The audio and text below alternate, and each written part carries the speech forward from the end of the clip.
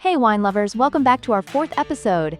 This is Wine-O-Meter Weekly Wine News for March 14th, 2025. We're your go-to podcast for all things wine, with a side of fun and a splash of sass. I'm Amy. And I'm Chris.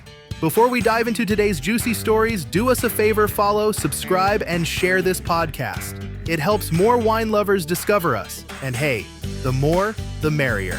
For this week, we're talking powerhouse women in wine, the rise of New Mexico as a must-visit wine region, and, low-key, Trump messing with our champagne. Plus, a fake AI sommelier might be coming for our jobs, and we've got a DM question from our Instagram followers. Let's get into it. First up, a huge cheers to the women winemakers and chefs in Santa Barbara. This weekend, they're being celebrated for their contributions to wine and food, and honestly, it's about time. Love this. Women have been crushing it in wine for centuries, but it's only recently they're getting real recognition. And Santa Barbara? The scene there is absolutely thriving, innovative winemakers, stunning vineyards, and a food scene that's just as impressive as the wines. Agreed. Killer Pinot Noirs, great Syrahs, and the food? It's giving underrated wine paradise. Santa Barbara's got everything. Ocean views, next-level farm-to-table dining, and wines that stand out on their own. Winemakers like Sonia Magdevsky of Casa Dumets, Kathy Joseph of Fiddlehead Cellars, and Gretchen Volker of Luna Heart Wines are proving that the future of Santa Barbara wine isn't just delicious. It's diverse, dynamic, and led by some seriously talented women. Okay, plot twist. New Mexico is apparently a must-visit wine destination. National Geographic just dropped a piece about how its high altitude and volcanic soil are creating some serious next-level wines. Okay, confession, I did not have New Mexico on my wine bingo card. Right? But they've actually been making wine longer than California. Spanish settlers planted vines there in the 1600s. That's crazy. We need a road trip. Picture this. Starting the day with alien sightseeing in Roswell, grabbing a green chili cheeseburger for lunch, then winding down with a sunset wine tasting in the desert. Sipping a bold Tempranillo while trading UFO conspiracies? Iconic. Wine, aliens, and existential debates under the stars? Gas up the car and pack the bags. All right, time for some bad news. Trump is once again threatening tariffs on European wine and champagne. If this goes through, get ready to pay a whole lot more for your favorite French and Italian bottles. Not to be dramatic, but this is a national crisis. I know. Do I need to start hoarding champagne like it's the apocalypse? Honestly? Yes. You're gonna be the guy selling underground contraband bottles of Veuve Clicquot in a dark alley. I mean, if that's my destiny, so be it. But for real, this could majorly impact wine lovers and the restaurant industry. And with last week's story about Canada canceling shipments of wine from California due to Trump's tariffs, the wine industry, including those who work in it, will be in for some tough years ahead. All right, let's shift gears to something a little less stressful but still stirring up debate in the wine world. Decanter's Eliza Dumays is asking, have we hit peak canned wine? Okay, here's the thing. Cans have their place. They're perfect for concerts, picnics, and places where glass isn't allowed. But let's be honest, not all canned wines are created equal. Some, like Underwood, totally deliver. But others, they taste like they were meant for a dorm room pregame, not a picnic. Fair. But what's worse than canned wine? Boxed wine. Sorry, I said it. Whoa, bold take. Are you seriously telling me you've never taken a swing at the bag at least once in your life? That was a different time, along with my skinny jeans and obsession with avocado toast. All right. Quick break to talk about something that might just change your life, or at least your work setup. Have you ever dreamed of working from a beach in Portugal, a cafe in Tokyo, or honestly, just anywhere that isn't your same old desk? If so, then you need to check out the Digital Nomad Bootcamp online course. It's designed for anyone who wants to take their career remote, travel the world, and actually make money while doing it, without the trial and error struggle. Yeah, because let's be real. Becoming a digital nomad isn't just about buying a plane ticket and hoping for the best. This course covers everything. How to land remote jobs, set up passive income, handle international taxes, and even pick the best Wi-Fi-friendly destinations. Basically, all the things we wish we knew before our first work-from-anywhere attempt. And trust me, trying to take Zoom calls from a hostel bunk bed is not the move. This course helps you avoid those rookie mistakes. So if you're ready to escape the office and start working from literally anywhere, head to digitalnomadbootcamp.school and sign up today. Who knows? Your next office could be an island. Or at least a really nice coffee shop where they don't judge you for ordering another flat white. Hey, no judgment. But seriously, go check it out, digitalnomadbootcamp.school. Now, back to the wine. Did you know some wineries are using AI to design wine labels now? Some of these labels are wild. Would you buy a wine based on an AI-generated label? If it's cute, sure.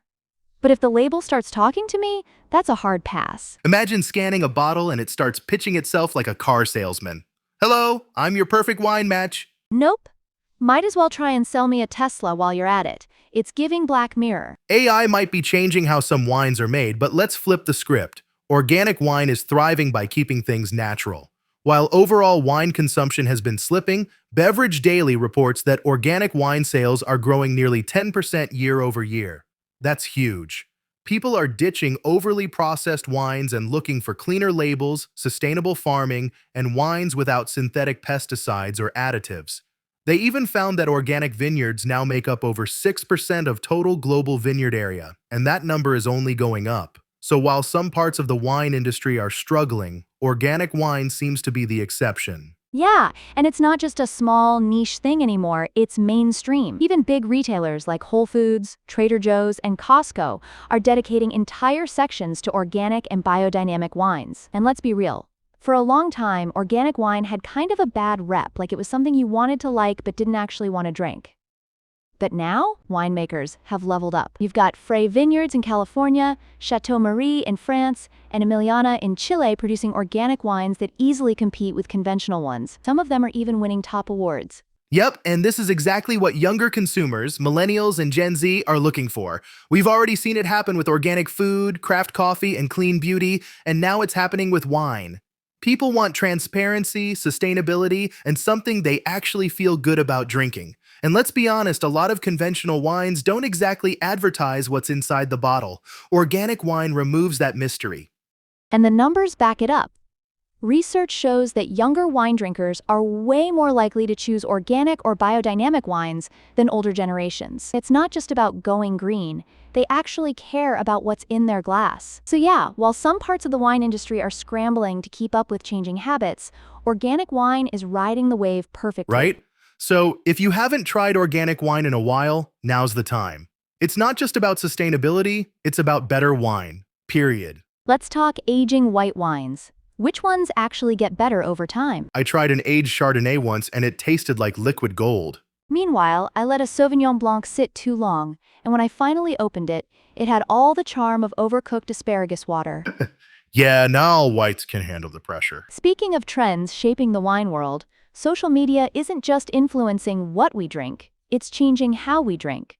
Have you seen those viral girl dinner and wine videos? Oh yeah, I've seen everything from microwave popcorn with Pinot Grigio to a bowl of Cheerios with a glass of Sancerre. See? I love the concept, but my idea of a girl dinner is a ribeye steak and a glass of Chateauneuf du Pape. That's fire.